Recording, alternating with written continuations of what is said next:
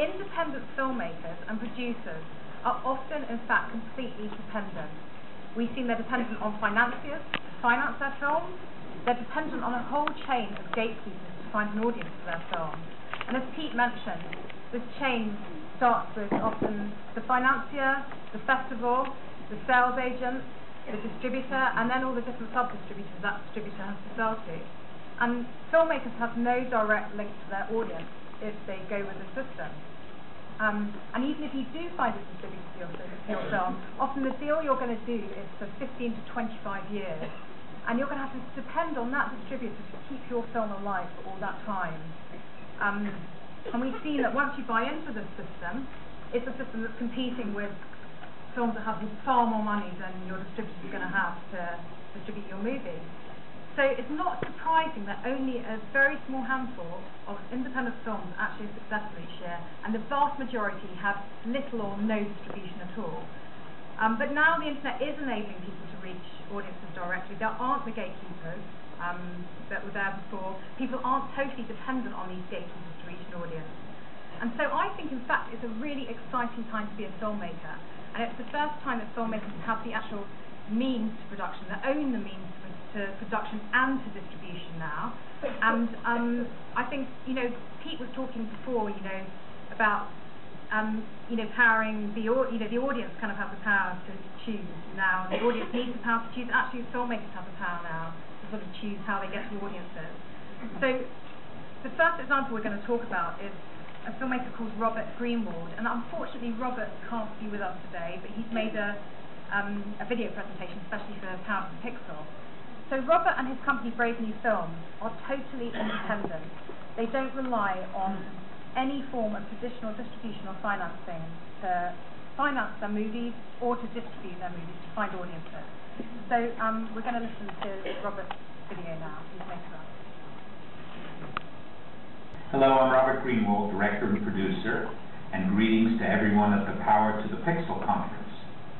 I'm sorry I'm not with you this afternoon, but I'm pleased to be able to talk to you about the alternative distribution system that we at Brave New Films have been focusing on. I think it might be interesting to follow along one particular film. I'll choose the most recent full-length film, which was Iraq for Sale. The film was about war profiteering. And the way we approached it from the very beginning, as we did with Walmart and our Foxton Uncovered, was to think at the start, from a political and from a strategic point of view, who is our audience, how do we reach them, and what is the way that the film can be a tool for social change. Now, as we started working on it, even literally before we filmed any interviews or had our research together, one of our colleagues at Brave New Films, who works exclusively on groups, began reaching out to a whole wide range of groups, because war profiteering cut across various lines. There were groups who were anti the war, and this was a vehicle for them. There were groups and think tanks, many of them conservative, by the way, who focused on spending tax dollars responsibly, so there was interest to them. There was the human rights element, because of the section of the film that deals with profiteering around interrogation and torture. We reached out to Amnesty International. So before the film was even completed, we had over 100 groups who were partners, and what that meant was they supported the film. They supported what the film was about. We put them up on our website. We linked to them. We had each of them offering their solutions to the problem. Which is the other important thing, or one of the other important things, that we make a conscious decision, which is we are telling a story. We want that story to reach people. So we use the website. It's a critical piece on any of the films, and the websites are still up. You can go to see them. We use the groups. We use the email list that we've built over the years. And email lists are a critical treasure, because people who bought the movies, we've saved their emails. And each time we do a new movie, we reach out, we tell them it's coming. In this particular case, by the way, I was not able to raise the funding for it. So we went out to the people on the email list, and in one of the most amazing couple of weeks that I've ever experienced, we had over 3,000 people giving us $15, $20, and $25 to to allow us to make the movie in the time frame we wanted to do it in. And at the end of the movie, you see all of the names of these people who contributed. It was a very, very emotional and very impactful couple of weeks as they would write in and send their checks and put their names on their website or dedicated to people who'd been killed in the war. So we had these elements now coming together. We had the film, we had the groups, we had the email lists, and then on the website we worked to organize house parties, people opening their homes or schools or churches. Religious groups were an important ally. I say, and I believe this in every bone in my body, if people see the movie and don't do something, we have failed. People see the movie and say, oh, that's a really terrific movie. We have failed. We succeed when somebody picks up a phone, writes a letter, signs a petition, joins a group, does something as a function of having seen this film, or decides to go and show the film to other people. Again, the film is a tool, and if tools aren't used, then they're relatively meaningless. In the fall, we also got very fortunate, the idea that we could launch in the fall, get people energized, and force this issue into the debate and discussion that was going on in the United States, which happens around elections, worked far better than we had thought. Numerous candidates running for the House of Representatives and the Senate screened the film, used the film, had discussions, had house parties. So it really started to work its way into a whole series of Senate and House campaigns where people were now debating and fighting about the issue of war profiteering and saying, why hasn't legislation passed, or what is your position about war profiteering? It was incredibly gratifying, and we saw a lot of those candidates using our website to help organize screenings and to help further spread the word about war profiteering. Probably the end, if you will, or the end for the moment, was in the spring when I was called to come testify before the House Appropriations Committee in Washington, D.C. about war profiteering as a result of this film.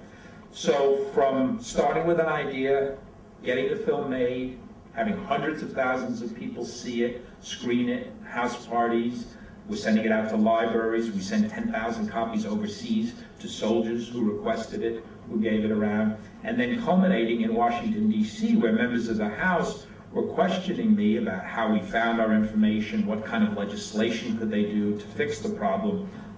It was very, very gratifying, and I think hopefully played a step and became part of the campaign to really cause change. And the beginnings, we're not there yet, of legislation that will help at least, if not stop, clamp down on war profiteering and get people to start thinking about the core idea of the movie, which is what happens when you profitize war?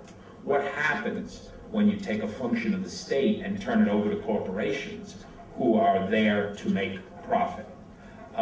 We are continuing to see that happening now. In the news yesterday, as I'm recording this, was the whole stuff about Blackwater and the killings in Iraq.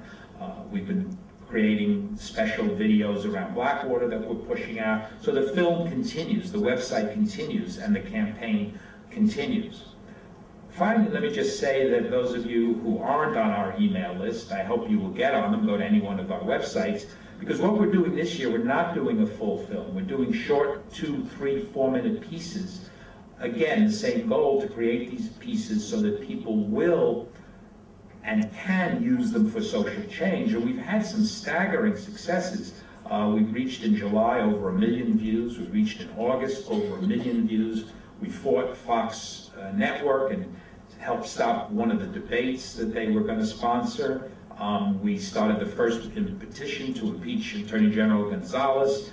We raised some money to bring over an Iraqi young woman on Mother's Day, where people gave money instead of giving gifts, wasted flowers and chocolates. So we're exploring, we're trying all kinds of different ways of using the short form, both the humor and some musical, and a lot of it very serious. We're doing investigative pieces around Rudy Giuliani now. It's an amazing, amazing form, and I'm thrilled that we're able to be there at the forefront. And as I jokingly say, I've gone from figuring out how do you tell a story in 2 hours to how do you tell a story in 2 minutes. And I look forward, hopefully in person one day, to being able to discuss that with all of you. Finally, let me just thank you for having me here, if not in person, at least through the wonders of technology. I encourage you all to go to the websites. There's a tremendous amount of information there. And please email me. We're happy to try to help spread the word and encourage all of you to use these amazing possibilities that exist out there for all of us. Technology has given us the gift. Now we have to try to catch up to it. Thank you.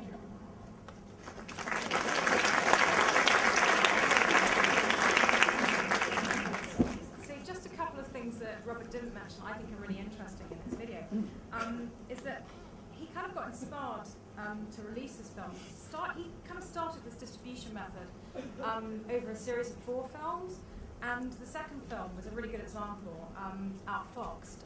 It was produced and finished for July 2004. It was a couple of months before the last US presidential election, and he really needed to get that film out because he wanted to, it was really important to get the message out. It was about the Fox News network and how he felt it was sort of like, helped rig the election in the past. And he really needed to get the film out immediately in July. He didn't want to wait for the distribution system to take a year or 2 to get it out to limited theatres and maybe to get onto TV, a year after that. And it's kind of really interesting because it's not just, he's managed to get his films out really quickly. He also keeps his films alive. And he uses this, he mentioned house parties, and what those are, if anyone doesn't know, is he gets people on his mailing list or the organisations he was talking about that he gets involved in his films. He gets people to kind of open up their living rooms, and he gives them DVDs to screen for free if they invite 10 people into their living rooms. And he does them over a series of, sort of right at the beginning of the release of his films.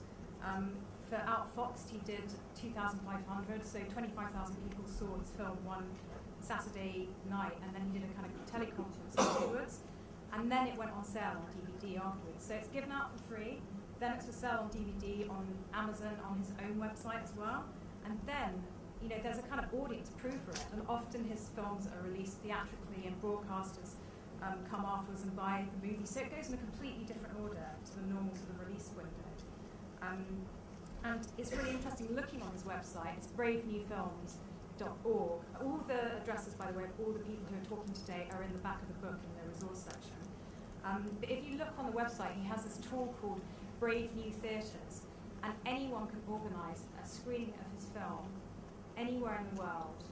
And it's really interesting because other filmmakers, I think Aaron and Susan in Four Eyed Monsters, they're organising screenings of their film through his tool as well.